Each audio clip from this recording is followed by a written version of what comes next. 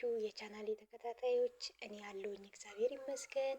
እናንተም በያላችሁበት ሰላም ጤና እንደሆናችሁ ባለሙሉ ተስፋ ነኝ። እንግዲህ ዛሬ በሳውዲ በረሃ ብቅ ብዬላችኋለሁ። በጣም የገረመኝና በጣም በቃ ታሪክ የሆነብኝን ነገር ላሳያችሁ ነው።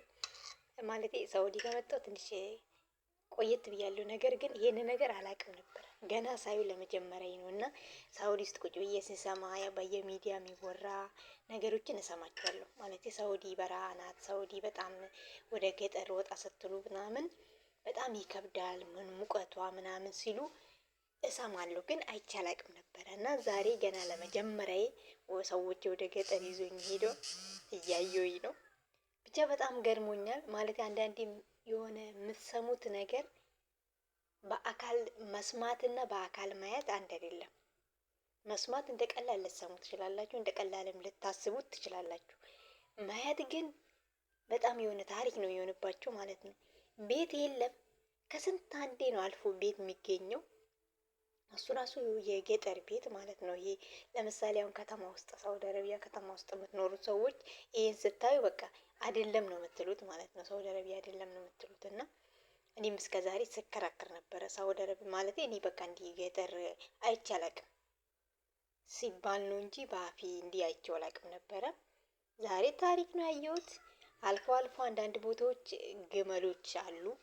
ያው ካሜራዬ እንትን ውስጥ ሆኜ ስላነሳውኝ መስኮት ስላለ ተቀምጬ መኪና ውስጥ ስለሆነ ሆኜ ያነሳሁት እንትን መኪና ውስጥ ሳይሆን ባቡር ውስጥ ሆኜ ነው ያነሳሁት እና እንዲቀረብ አድርጎ አላሳያልኝ። ምንም ባቀርበው አልገባም አለኝ ማለት ነው። ማለቴ ከኛ ከባቡር መንገድ ላይ ርቆ ነው ያሉት። ለሚያይ ሰው ነው እንጂ እንዲህ በካሜራ ብዙም አይታይም።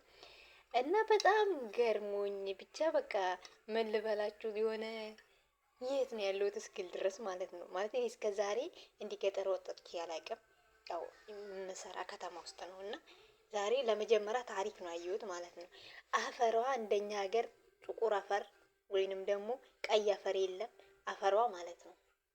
ሀገራችን ላይ ያለ ይሄ ነጭ ጤፍ የለም፣ ነጭ ጤፍ ነው የሚመስለው ማለት ነው። አፈር አትሉትም ወይም ጠጠር አትሉትም። የሆነ በቃ በጣም የሚገርም ነው።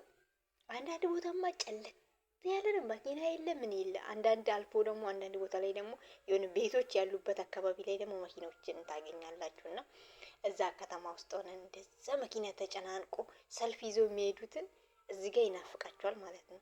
እና እኔ በጣም ያዛዘኑኝና በቃ የሆነ ውስጤን የነኩኝ ሰዎች ማለት ነው፣ ወንድም ሆነ ሴቶች ሳውዲ በረሃ ላይ የሚሰሩ ሰዎች በቃ ዛሬ ነው ከልቤ።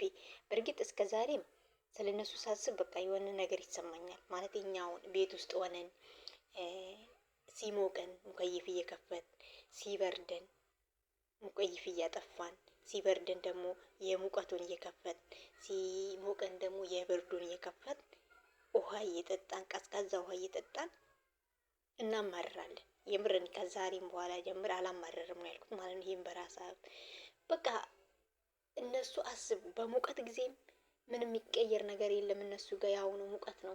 በብርድ ጊዜም እንደዛው ብርድ ነው። እና በጣም ነው በቃ ያዛዝኑኝ ማለት ነው። እዛ ግመል መቼም ብቻውን አይደለም እዛ የሚኖረው፣ ሰውም ጠባቂ ይኖረዋል። እና እዚህ በረሃ ሆኖ ለካ እንደዛ በቃ አዛዘኑኝ። ቲክቶክ ላይ የማያቸው ልጆች ምናምን በቃ ዛሬ ነው ያዘንኩላቸው ማለት ነው። ከምንም እስከ ዛሬም ያዛዝኑኛል። ግን የሆነ ነገር ከምትሰሙት ይልቅ ስታዩ ታምናላችሁ። ውስጣችሁ በቃ ያምኖ ይቀበላል። እና በጣም አንጀቴን ነው የበሉኝ ማለት ነው።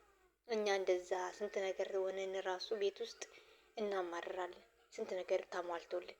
ግን እነሱን ሳስበው ፈጣሪ ቅር በለኝ ነው ያልኩት ማለት ነው። እስከዛሬ እንደዚህ ሆንኩኝ፣ ስራ በዛብኝ፣ ምን እያልኩኝ አማረርኩ። ፈጣሪ ወይ ቅር በለኝ አልኩኝ ማለት ነው። ወንድ ብቻ አይደለም ባይዘው ሳውዲ በረሃ ላይ የሚሰሩ ሴቶችም አሉ። እነኛ አታክልትን የሚያርሙት አሉ፣ የሚቆፍሩት አሉ፣ የሚያጭዱት አሉ ምናምን። ይሄ እኛ በፌስታል ተቆጣጥሮ ቤት ውስጥ መጥቶ ቤት ውስጥ ማስተካከል የሚሰለችን ነገሮች የሚመጡት ከገጠር ነው። እና የሚያጭዱት ምናምን አሉ። አረንጓዴ የሚባል ነገር የለም። በቃ ዛፍ የሚባል ነገር የለም። ኧረ እኔማ በቃ ሀገሬ ምዬ እናቴ ነው ያልኩት ማለት ነው። በጣም በቃ የሆነ ጋራ ነው፣ ገደል ነው፣ ሜዳ ነው።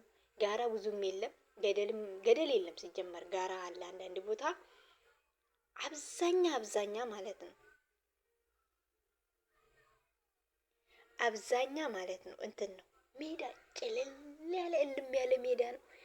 አረ በጣም ነው የገረመኝና ብቻ በረሃ ላይ ለምትኖሩት እህት ወንድሞቼ በጣም ነው የምታዛዝኑት። ፈጣሪ ያስባችሁ የተሻለ ነገር ይስጣችሁና ከዚህ ከበረሃ ህይወት ወደ ምትፈልጉት አይነት ህይወት ይቀይርላችሁ። የምር በጣም ነው የሚያሳዝኑት እና ፈጣሪ ያስባችሁ። ከሰው በላይ ፈጣሪ ሲያስብ ነው ጥሩ ነገር ለሰው የሚሆነው እና ፈጣሪ ያስባችሁ ከዚህ በረሃ ያወጣችሁ እላችኋለሁ። እንግዲህ የዛሬ ቪዲዮ ይሄን ይመስላል። ቪዲዮውን እስከ መጨረሻ እዩት እና ወዳችኋለሁ ቤተሰቦቼ። ብቻ በጣም ነው ሳስቡ ራሱ ያመኛል። እኔ በቃ እንደ ታሪክ ነው ያየሁት ማለት ነው። ለዛውም እኮ እኔ ስንትና ስንት መንገድ ከተጓዝኩኝ ነው ቪዲዮውን ያነሳሁት።